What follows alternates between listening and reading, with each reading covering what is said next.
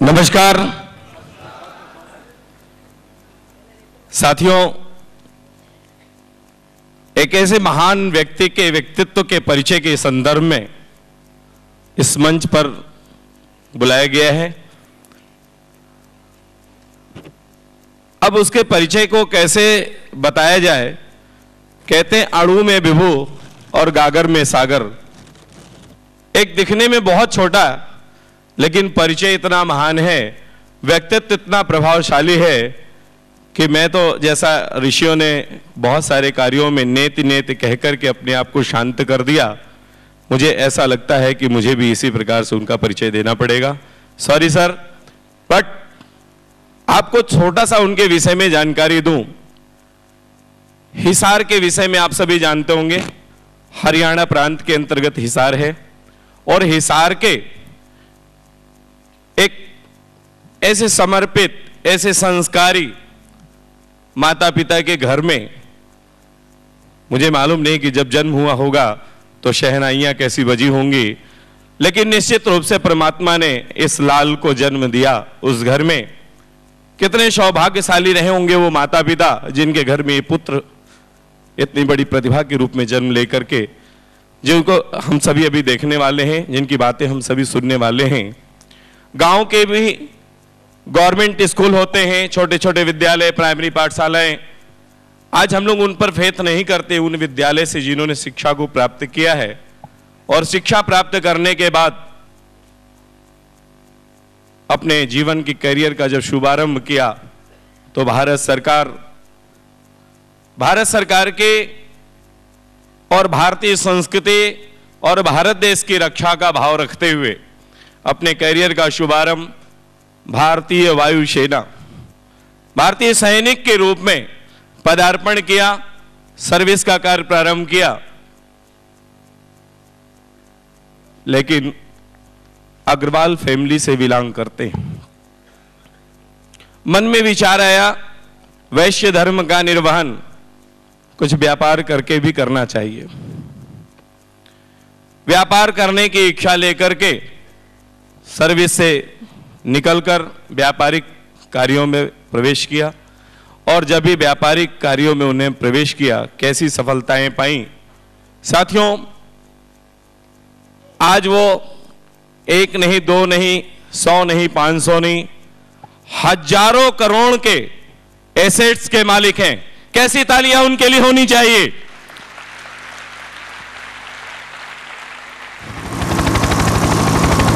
Thank you. साथियों, स्वयं जो जाकर के कहीं सर्विस कर रहे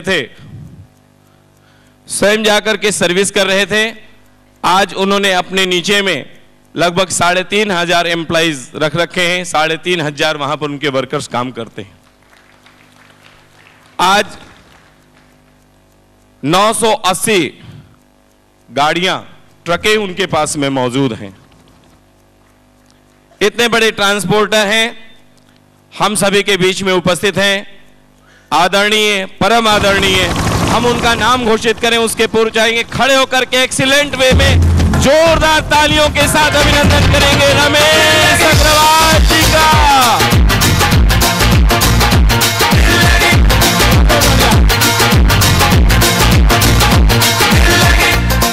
मैं दीपक भाई को आमंत्रित करता हूं, प्लीज रंगमंच पे आ जाए। मुंडा पंजाबी दीपक भाई, जिदे नैन शराबी, एक मुंडा पंजाबी जिदे नैन शराबी, ओनु लव यू आखदी दिल लगी कुड़ी,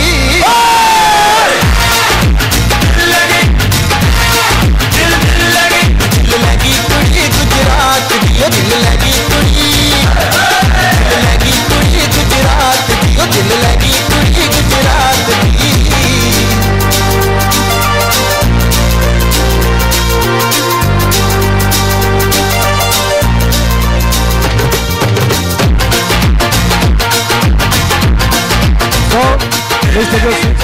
दोस्तों, एक सेकंड के लिए भी अपनी सीट छोड़ना नहीं, क्योंकि ये एक्सपीरियंस लाइफ में वापस नहीं आना है। तो एक बार जोरदार ताली अग्रवाल साहब के लिए। दोस्तों,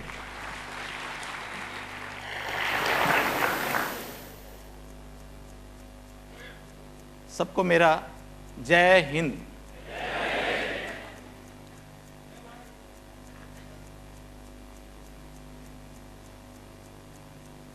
आज इतना बड़ा हाल और इसमें इतनी संख्या,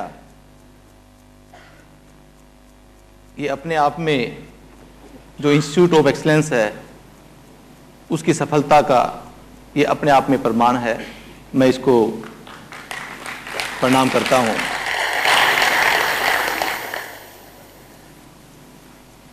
आज इस LIC परिवार से मैं कैसे जुड़ा, मेरे एकदम ध्यान में आया कि भाई मैं पहले यहां से मेरे बात शुरू करता हूं कि मेरी याद है कि 95 यानी कि 15-20 साल पहले यदि कोई LIC की चर्चा करता था और मेरे से बात करता था कहीं भी कोई भी कि जी रमेश जी LIC कराओगे, तो मेरे को बड़ी नफरत सी होती थी और गुस्सा आता था तेज। क्यों भाई, किस लिए? मरने के बाद किसने देखा है, क्या होगा, मैं क्यों कराऊं? जो होना है तो मेरी जिंदगी, जो अपना एंजॉय करना है वही करो। और मैंने कभी LIC नहीं कराई थी। एक छोटी सी इत्तेफाक, छोटा सा एक इंसिडेंट ने एकदम चेंज कर दिया, यू टर्न चेंज कर दिया।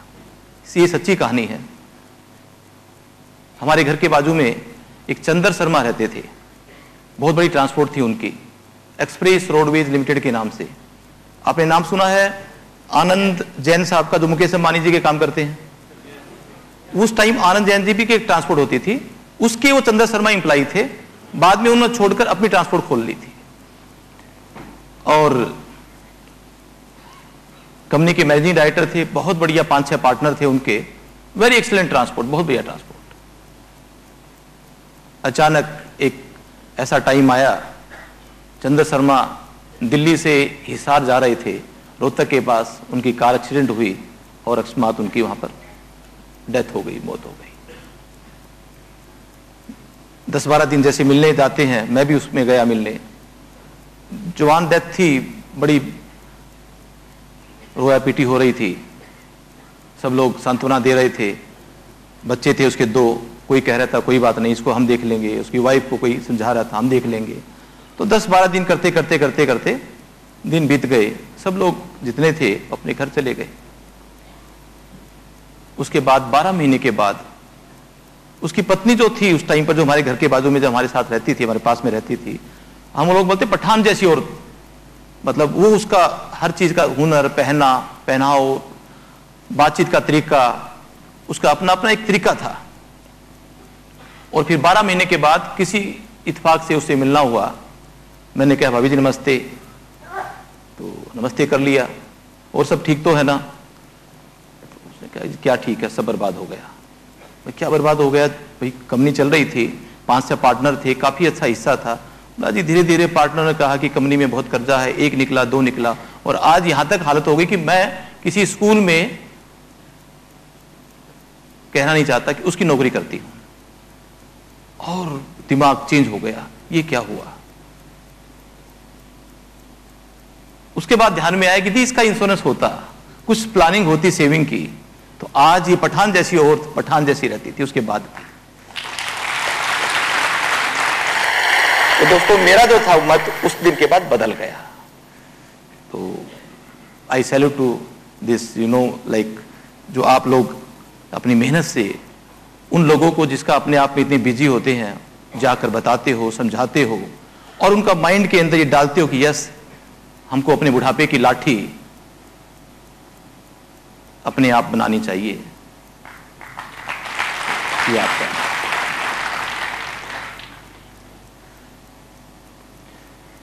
देखो, वैसे तो सबकी आदत होती है कि हर चीज प्रकृति का विधान है, कुदरत की देन है कि हर चीज बढ़ती जाती है। छोटा बच्चा होता है वो भी अपनी उम्र के अंदर मीडियम, फिर बड़ा होता है, पेड़ पौधे भी बढ़ते हैं, पशु भी बढ़ते हैं। फितरत है कुदरत का कि हर चीज बढ़ती है, मगर बढ़ते बढ़ते कई चीज आपको देखने को मिलती है कि वो चढ़ जाती है। वो चढ़ती कब है? लता है, लता का मतलब समझते हो कि बेल, मनी प्लांट जैसा होता है, उसकी फितरत में बढ़ना तो है, डेली देखते रहोगे कहीं ना कहीं बढ़ती जाएगी, मगर चढ़ती कब है?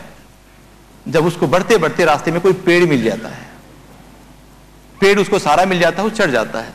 तो आपके जीवन में जब आज मैं सुन रहा था तो मुकेश जी, दीपक जी जैसे पेड़ बनकर आए और आप लोग चढ़ रहे हो, रियली इट इज समथिंग।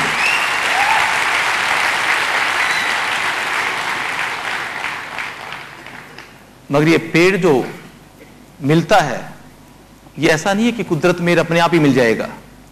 इस पेड़ को पाने के लिए आप में कुछ ऐसा हुनर चाहिए, ऐसा कुछ एक्सीलेंट चाहिए, ऐसा कुछ हटकर चाहिए, ऐसा कुछ एक्सक्लूसिव चाहिए, जिसके कारण वो पेड़ भी आपको आकर्षित हो और आप भी उसकी तरफ हो। वो क्या है? दुनिया भर के ऐसे हुनर को यदि आप काउंट करेंगे तो नंबर्स ऑफ हुनर्स है। मैं 3 4 5 चीज इसमें आपको उसके साथ जोड़ूंगा जो मेरे साथ, क्योंकि मैं भी एक गांव से, मेरी याद आता 40 पैसे हम फीस दिया करते थे गवर्नमेंट स्कूल नलवा में, 40 पैसे। और 40 पैसे भी के लिए भी पिताजी कई बार बोलता था भैया अगले महीने में इकट्ठा दे देंगे, बोल देना मास्टर जी को। और मगर कुछ चीज ऐसी थी जो पिताजी ने दी, वो कई पैसों से बढ़कर मेरे को दे दी और उसको मैंने 20-22 साल के बाद कैश किया, जो करोड़ों रुपए के अंदर मेरे को दिखाई दिया। तो यानी कि वो सब चीजें आज आपको चढ़ने के लिए यदि हम काउंट करें दुनिया भर की चीजें, उसमें से मैं 3 4 का वर्णन करूंगा। जैसे कि एक बचपन के संस्कार, जब बचपन के बाद हम कहीं सर्विस करते हैं वहाँ ओनरशिप की भावना, और ओनरशिप की भावना के बाद यदि हम सर्विस के बाद कहीं किसी का कुछ एक पोस्ट पे ओहदे पे पहुंच जाते हैं, वहाँ एक सेक्रीफाइस की, समर्पित की भावना। उसके बाद जब हम किसी पार्टिकुलर मुकाम में पहुंच जाते हैं, उसको बरकरार कैसे रखे, कंटिन्यू वो हमारा ओहदा बना रहे, उसके बाद की भावना। मेरे जिस गांव में रहता हूं, मैं रहता था, पैदा हुआ, तो वहां मेरे साथ के 6-7 महीने का फर्क है, मेरे ताऊ जी के लड़के हैं। तो कभी चर्चा चली, उसने कहा कि रमेश अपन दोनों साथ पढ़ा करते थे, एक ही गांव में पले, एक ही गांव में खेले, एक ही स्कूल में पढ़े, कोई 19-21 का फर्क भी नहीं था। तो मैं आज हिसार के अंदर ही कोई 34-35 हजार रुपए की तनख्वाह लेता हूं, नौकरी कर रहा हूं, और तुम किस मुकाम से पहुंचे। देखो भगवान ने क्या किस्मत का खेल है। उसकी बात सुनकर मैंने कहा कि भाई किस्मत का खेल मैं तो विश्वास करता नहीं, किस्मत किसी को कुछ भी नहीं देती, ये तो आपके कर्मों का खेल है, कुछ संस्कारों का खेल है। उसने बोला ऐसा क्या, मैंने कौन सा गलत किया, मेरे पिताजी ने कौन सा गलत किया, हम तो साथ के साथ एक जैसे ही थे ना। तो मैंने उसको एक घटना सुनाई जो हमारी बचपन की घटना थी। मैं कहा कि आप और हम, इनके आपके पिताजी और मेरे पिताजी, गांव से एक हिसार शहर है हमारा 18 किलोमीटर, और उसके बाद 10 किलोमीटर आगे, यानी कि 18-20 किलोमीटर एक जगह मॉडल टाउन है हिसार जिले में। ओपी जिंदल का नाम सुना होगा आप सब लोगों ने, वो मेरे गांव के ही है, हमारे एक दीवार है, एक पड़ोसी है। उनके पिताजी दादा नेतराम का स्वर्गवास हो गया था उस टाइम पर, 1974-75 की बात है। तो वहां जब स्वर्गवास होता है तो हमारे वो क्रिया करते हैं, तो पूरा गांव बड़ा, वो एक कारण कहते हैं, काज करते हैं, तो पूरे गांव के लोगों को वो बुलाते हैं, सब श्रद्धांजलि देते हैं। तो गांव के नाते से पिताजी भी और हमारे ताऊ जी भी वहां पर गए। गांव में साधन बस होती थी और बसों में जाना होता था, तो पिताजी के साथ मैं भी चला गया, और हमारे ताऊ जी के साथ हमारे जो ताऊ जी के लड़के हैं मेरे भाई, वो भी चले गए। उस टाइम पर बसों के अंदर मेरी याद है कि 7 साल से नीचे वाले की टिकट लगती नहीं थी, और 7 से 12 वालों की आधी टिकट, और 12 साल से ऊपर वालों की पूरी टिकट लगती थी। जब हम बस में बैठे और ताऊ जी के पास वो बस कंडक्टर आया कि टिकट भी कोई हार्डली 3 रुपए 2.5 रुपए टिकट थी, मेरे ध्यान आ रहा है। तो उसने कहा कि मेरे को एक टिकट दे दो। तो उसने पूछा इसकी, बोले 6-7 साल का है, 7 साल से छोटा है, इसकी नहीं लगेगी। हालांकि वो ताऊ जी का लड़का मेरे से 6 महीने छोटा था। जब आगे आया पिताजी के पास, पिताजी ने कहा कि 1.5 टिकट दे दो। बस कंडक्टर ने 1.5 टिकट दे दी। यानी कि मैं 6 महीने छोटा था, यानी कि 7.25 साल का था, क्वालिफाइड था आधी टिकट के लिए, 1.5 टिकट ले ली। जो ही बस से उतरे और जहां जिंदल साहब के जहां पर जो प्रोग्राम बना था वहां जाने के लिए, तो ताऊ जी बड़े गुस्सा हुए, तुम बेवकूफ आदमी है, क्या कमाएगा, कहाँ का बनिया है। अरे मैंने देखो 1.5 रुपया बचा लिया, छोटी सी बात थी, क्या फर्क पड़ता था, कौन इसका धर्मपति देख रहा था, तुमने 1.5 रुपया खामखा में दे दिया, ऐसे है वैसे है। हजारों चीज मतलब उसको बोला, मतलब भाई देखो मेरे से कुछ नहीं बोला गया, जो सच्ची बात थी मैंने बता दी, और 1.5 रुपया लग गया, अभी आप मेरे को ज्यादा परेशान मत करो। दोनों उतरे, चले गए, वापिस आ गए। बात 1.5 रुपए की है, मगर मैं वहां एक चीज देख रहा था, अनुभव कर रहा था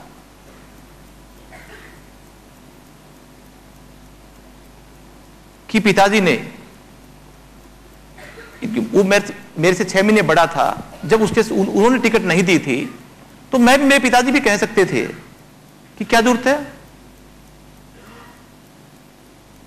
जैसे एक मकान होता है, खाली मकान, यदि आप उस मकान के अंदर बंद करके चले जाओगे, बिल्कुल एयर टाइट, पर्दे, दरवाजे, खिड़की, सब कुछ, और आप उस मकान को,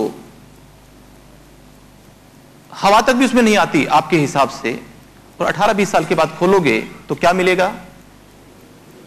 अब सब कुछ बंद कर दिया, एयर टाइट कर दिया, तो मिट्टी कहां से आई?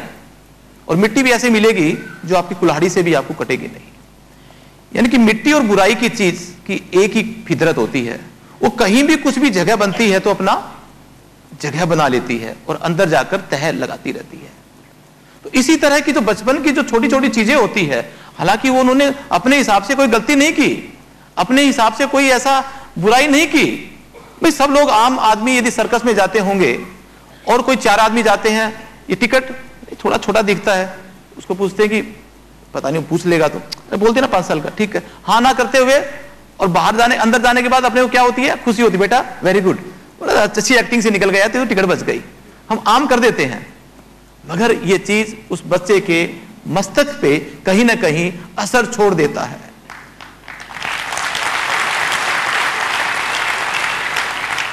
उनके अपने मां बाप से एक सर्टिफिकेट मिल जाता है, यदि मैं 2-4 रुपए बचाने के लिए कोई एक्टिंग कर दी तो बाप से शाबाशी मिलती है, वेरी गुड। और उसके बाद 2 लाख 4 लाख बचाने के लिए और 2 करोड़ 2.5 करोड़ बचाने के लिए वो कुछ भी कर सकता है, और एक 20-22 साल के बाद उसकी आदत बन जाती है जो कभी मोल्ड नहीं होती।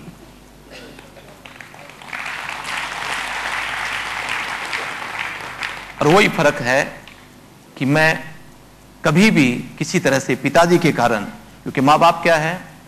कार्बन कॉपी का पहला पेज, और हम क्या है? कार्बन कॉपी का नीचे का पेज। जो वो करते हैं हम उसकी नकल करते हैं। तो ये बचपन की एक ऐसी चीज है, छोटी छोटी चीजें जो आपको 22 साल 24 साल के बाद अनुभव होता है, जो दिखता नहीं, बारीक मिट्टी की तरह जो जगह बना लेती है कमरे के अंदर, कुल्हाड़ी से भी नहीं कटती। इसी तरह 18-20 साल के बाद आप बदलना भी चाहोगे तो आपके बच्चे, उनके संस्कार, उसके काम करने की शैली नहीं बदलेगी। तो यानी कि वो एक ऐसी चीज थी जो आज हम एज ए माँ बाप अपने बच्चे को इंश्योरेंस के साथ वो भी दे सकते हैं।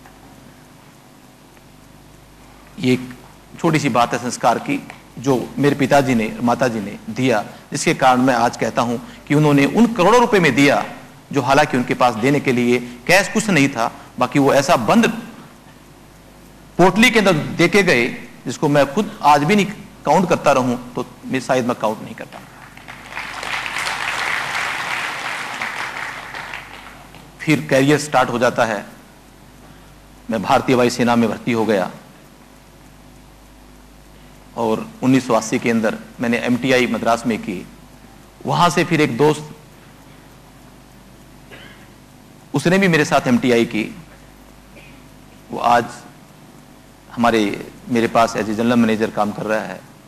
उसने फिर एक क्वेश्चन कहा कि रमेश, हमने बराबर MTI की, ट्रेनिंग अच्छी की, मैं तुम्हारे से कहीं ना कहीं होशियार था पढ़ाई के अंदर भी, और फिर आज देख तू एक एंटरप्रेन्योर है, एक कंपनी का मालिक है, और मैं तुम्हारी सर्विस कर रहा हूं, ऐसा क्या?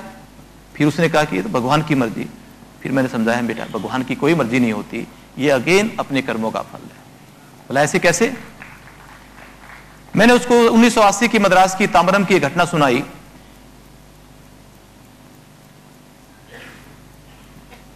कि जब हम सर्विस ट्रेनिंग करते थे, सर्विस के टाइम पर मेरी जिम्मेवारी थी कि जब हमारे वहां क्या की ऑर्डरली बोलते हैं, एक जिम्मेवारी होती है हर किसी की, हर महीने हर व्यक्ति को पूरे कमरे, दरवाजे, खिड़की, लाइट, बल्ब, एसी बंद करने होते हैं, फिर नंबर किसी दूसरे का आता है, फिर नंबर तीसरे का आता है, सबके बारी बारी नंबर आते थे। तो उस महीने में मेरा नंबर आया हुआ था, मई का महीना था मद्रास के अंदर। और जो ही मैं 2-2.5 किलोमीटर क्लासरूम होते थे, वहां फिर रहने के रूम होते थे हमारे। जब मैं क्लासरूम से रहने के रूम में आया, वहां पंखा चलता नजर आया, तो मेरे एकदम ध्यान में आया, ओहो आज तो तेरे से गलती हो गई।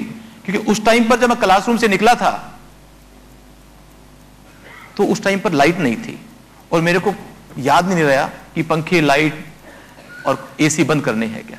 क्यों लाइट नहीं थी तो खिड़की दरवाजे बंद किए, अपने रूम में आ गया। 43 डिग्री टेम्परेचर, 43 डिग्री सेल्सियस का टेम्परेचर, और 2-2.5 किलोमीटर पैदल चल के आना मद्रास में। और फिर ध्यान में आया क्या करूं अब।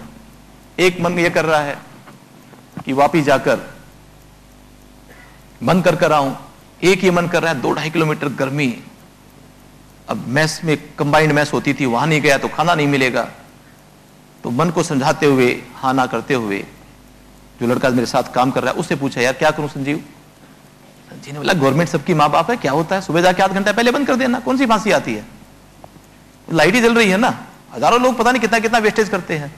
मन नहीं समझा पाया अपने आप को, 2-2.5 किलोमीटर फिर पैदल गया, दरवाजे खोल ले, लाइट, पानी बंद, पंखे बंद किए, और वापिस आते आते 4:30 बज गए। जब मैस में गया तो मुट्ठी भर चावल और थोड़ी सी दाल गोता मारकर निकाली और खाकर अपने सो गया। इसी तरह यदि मान लो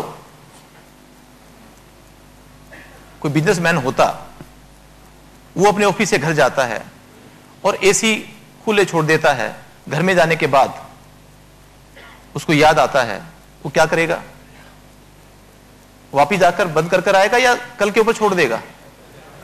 क्यों वापिस जाएगा वो, क्योंकि वो उस अपनी कंपनी का मालिक है, इसीलिए जाएगा ना जी। तो मैं नौकरी करते हुए वापिस गया तो क्या बन गया, मालिक बन गया। यानी कि नौकरी करते हुए मैं मेरी टेबल का, मेरी ड्यूटी का मालिक बन गया। मेरी नौकरी के दौरान यदि कभी किसी ने कोई कह दिया करता कि आप तो नौकरी करते तो नौकर है, मैं उसको 50 गालियां देगा, तू नौकर, तेरा बाप नौकर, तेरे घरवाले नौकर, मैं नौकर नहीं हूं, मैं तो मालिक हूं। मैंने कभी भी नौकर की भाषा किसी से नहीं सुनी।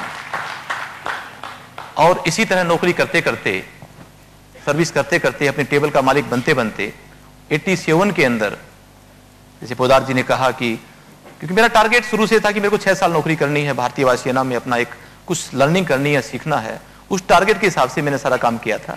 और फिर 87 के अंदर जब मैं छोड़कर वापस आ गया तो एक वैकेंसी निकली हुई थी। वैकेंसी किसके पास से निकली हुई थी, भगवान के घर से निकली हुई थी, और कहा था कि उसमें एक कंडीशन थी, ओनली मालिक अप्लाई करे। मैंने भी भर दिया और मेरे पास मालिक की एक वैकेंसी निकली, मैंने भी भर दिया, मेरे पास जेब में फूटी कोडी भी नहीं। मगर जब लिस्ट आई तो उस मालिक की लिस्ट के अंदर मेरा नाम टॉप में था, यू आर क्वालिफाइड। मैंने भगवान से क्वेश्चन किया कि मैं कैसे क्वालिफाइड हो गया, कितने मालिक होंगे। बोला कि जिस तरह की सर्विस के अंदर जो तुम्हारा काम देखा, जो मलिकियत देखी, ओनरशिप देखी, वो किसी ओनर के अंदर भी ऐसी नहीं है, इसलिए यू आर क्वालिफाइड। और मैंने उसके दिन के बाद पीछे मुड़कर नहीं देखा और अपने काम में बढ़ता गया, और आज भगवान की दया से जो उन्होंने बताया वो एक तैयार हो गया। यानी कि ड्यूरिंग सर्विस यदि आपके पास मालिक की भावना है और मालिक की तरह काम करते हैं तो एक दिन मालिक उसी को बनने का हक है जिसके पास मालिक का एक्सपीरियंस है। वकील को बनने का, बड़े वकील को बनने का एक्सपीरियंस जब होगा तो बड़ा वकील की प्रैक्टिस करेगा, सीए को। इसी तरह ओनर यदि बनना है तो आप हर काम में, हर तरीके पे, हर टेबल के अंदर जब ही एक बड़े ओनर बन सकते हैं जब हर तरह आपको एक अच्छा एक्सपीरियंस है। उसके बाद क्वेश्चन आता है कि ये सब कुछ तो करते हैं, एक समर्पण, त्याग, सैक्रिफाइस, वो आपको कहां से कहां लेके जाता है। मैं वो पूरी वो बात जो मेरे साथ बीती है उसमें से कुछ मैंने ये पंक्तियां, ये चीजें ली है, विवरण लिया है जो गुजरा है।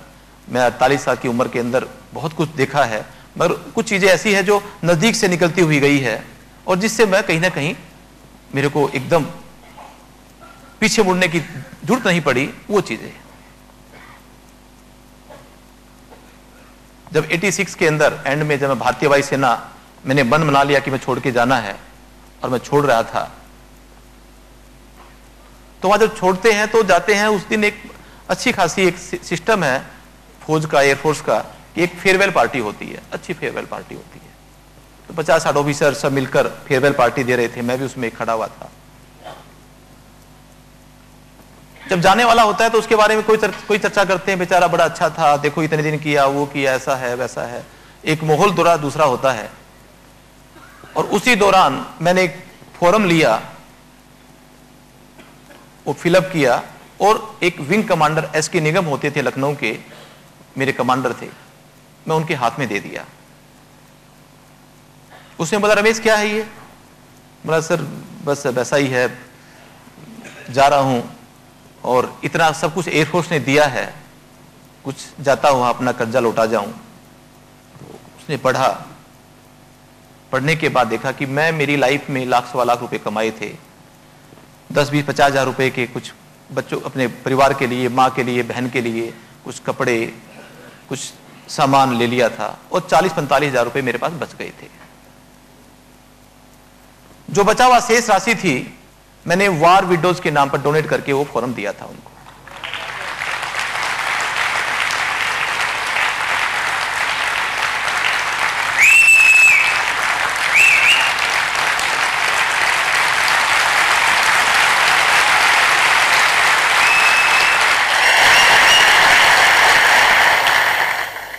क्योंकि मैंने वार विडोज को बहुत नजदीकी से देखा था कि मेरी MTI मद्रास के बाद जो पोस्टिंग हुई थी वो हुई थी श्रीनगर, तो मैंने बारीकी से करगिल, थ्वाइस, लेह, लद्दाख, अवंतीपुरा, बारामूला, और डेली किस तरह से किसी का स्नो बाइट से पांव जाता है, किस तरह से बुलेट खाकर आदमी घायल होता है, किस तरह से जो हमारा मेडिकल स्टेशन उधमपुर था, चिल्लाहट होती है, जगह नहीं मिलती चारपाई की जब कोई वार एक्सरसाइज हो जाती है, तो वो एक बारीकी से देखा था। तो उसके बाद क्या होता होगा उनका। तो उसने कहा कि रमेश ये क्या कर रहा है, तेरे पास तो कुछ भी नहीं है, तू एयरपोर्ट छोड़कर जा रहा है, तेरा क्या भविष्य है, क्या करेगा बाहर जाकर, -12 डिग्री टेम्परेचर के अंदर तुमने लेफ्ट राइट करके ये पैसा कमाया, इट्स हार्ड अर्निंग। मैंने बोला सर मेरे से जो हुआ मैं करूंगा और ये मेरा दायित्व बनता है, मैं कर रहा हूं, आप इसको कुछ भी मत समझो प्लीज। फिर दोबारा उसने कहा कि नहीं यार ये तो आधे कर दे, इतने मत दे, ये ठीक नहीं है, आपको कुछ तो चाहिएगा। लास्ट में मैंने उसको अपनी भाषा में समझाया, बोला सर मैं बनिया हूं, मैं कभी घाटे का काम नहीं करता, मैं कोई डोनेट नहीं करने वाला, मेरे को मालूम है क्या कर रहा हूं, ये मैं एक मेरी FDR करवा रहा हूं, कई गुना मल्टीपल होगी, आप बेफिक्र हो, मेरे ले लो।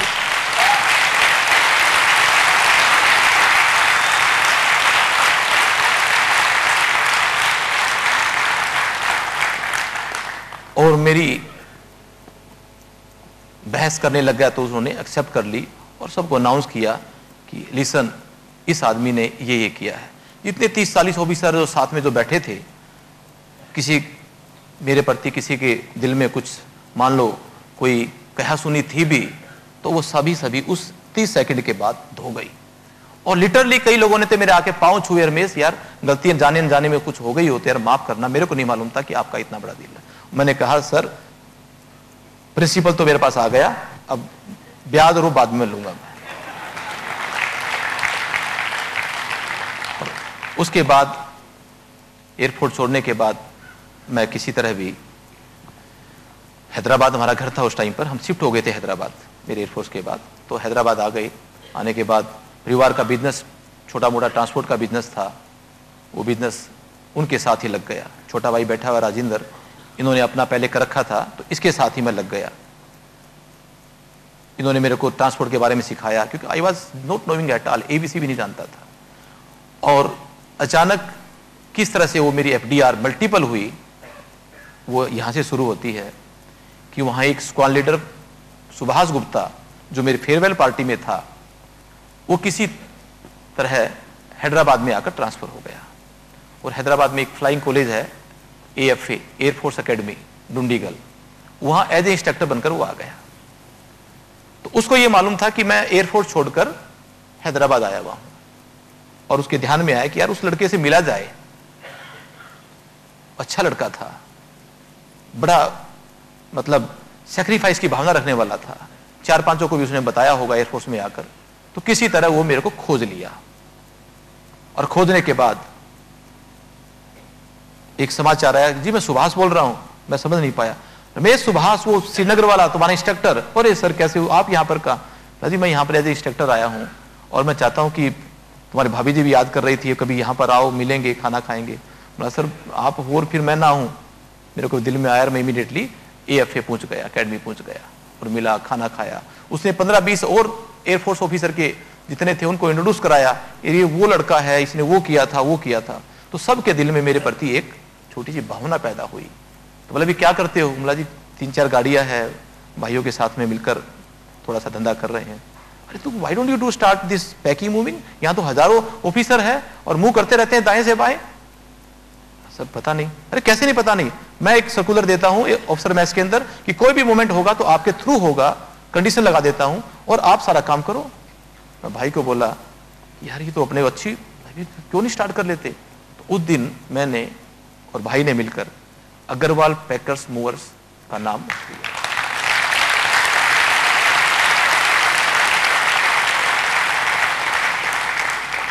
और वो मेरे 45,000 रुपए 450 करोड़ या 1000 करोड़ पता नहीं वो बन गए।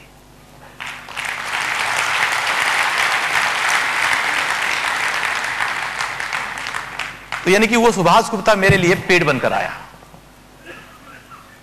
और वो पेड़ बन के क्यों आया?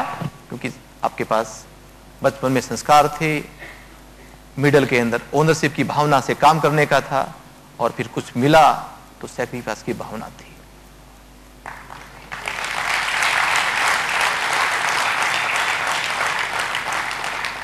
अब धीरे धीरे आदमी का मन करता है कि मल्टीपल करें इसको भी, कंपनी को आगे बढ़ाएं, और जो चीज है वो खराब ना हो, वो बेटर ही हो। तो उसके लिए मेरी एक ही सोच है कभी भी, क्योंकि हम जब काम करेंगे गलतियां तो होगी, मगर मैंने अपने लाइफ के अंदर गलतियों से बहुत कुछ सीखा है। ऐसा कोई आदमी सक्सेसफुल बता दो कि जिसने अपने 20 साल में 10 साल में कोई गलतियां नहीं की और किसी मुकाम में पहुंचा हो। एवरी सक्सेसफुल की कहानी गलतियों से जुड़ती है। अलबत्ता उन गलतियों को बारीकी से, गहराई से समझे और फिर गलती ना हो ऐसा कुछ वो अपना काम करे। तो मैंने इस फील्ड के अंदर हमेशा, हर बार कहीं भी किधर भी गलती हुई है, उस गलती को बारीकी से स्टडी किया, दोबारा किया, उसके बाद वो परमानेंट ना हो। छोटी छोटी गलतियां भी होती है, उसके ऊपर भी हमने बड़ा बारीकी से ध्यान दिया। छोटा सा उदाहरण देता हूं मैं कि एक लड़का कोई 20-22 हजार रुपए लेकर मेरे दिल्ली ऑफिस से, एक बदरपुर जगह है दिल्ली के अंदर, बदरपुर मोहन कोऑपरेटिव सोसाइटी, वहां एक गाड़ी मेरी खड़ी थी, उसको एडवांस देने के लिए गया था। ब्लू लाइन बस दिल्ली में चलती है, उसमें बैठ गया होगा और रास्ते में उसकी जेब काट ली किसी ने। वो पहुंचा, जब जेब में हाथ मारा तो उसके पास वो 22-23 हजार रुपए नहीं मिले। अब वो 5-6 हजार रुपए की तनख्वाह वाला आदमी, अब उसके वो कहेगा खो गए तो लोग बोलेंगे बेवकूफ बनाता, कहीं चोरी कर लिया होगा, कहीं बेच दिया होगा, रख के आ गया होगा। कैसे खोते हैं पैसे? मगर उसके खो गए थे। वापिस आकर कैशियर के पास बहस करी कि जी पैसे खो गए। कैशियर बोला कि अपनी कंपनी का रूल है, पैसे तो तुम्हारे नाम पर लिखे जाएंगे, धीरे धीरे चुकाने पड़ेंगे। बोला जी मैं कहां से चुकाऊंगा, नहीं चुकाओगे तो आपको नौकरी से निकाल देंगे, सब कुछ जो भी होगा वो होगा। वो धीरे से किसी तरह मैनेजर के पास में गया, तो मैनेजर ने कहा कि ठीक है भाई 22 हजार रुपये काम कर, मैं तेरे 2-4-5 हजार रुपये माफ कर देता हूं, और तेरे को 15-16 हजार रुपये तो देने पड़ेंगे। उसके मन में तसल्ली नहीं हुई, और हमने एक दिन रखा हुआ है मैंने मेरी कंपनी में, उसको बोलते हैं हम दरबार डे। हर महीने की 4 तारीख के दिन पूरे हिंदुस्तान में जहां जहां हमारे सीनियर लोग बैठते हैं, मैं भी जहां होऊंगा, वहां हम 4 तारीख के दिन 8:30 पे पूरे जितने हमारे उस रीजन के जो लोग होते हैं 500, 600, 1000 आदमी सब इकट्ठे होते हैं इस तरह हाल की तरह, और एक उसमें मैं भी शामिल होता हूं, और 9:20 पे वो दरबार खत्म हो जाता है। सब आदमी को अपनी अपनी प्रॉब्लम 5-5 सेकंड 10-10 सेकंड में रखने की होती है, तुरंत उसका निवारण होता है वहां 1 to 1। तो उस दरबार डे में वो भी शामिल था, उसने अपना प्रॉब्लम रखी, सर मेरे को ऐसे ऐसे हो गया और बताओ मैं गरीब आदमी कहां से दूं।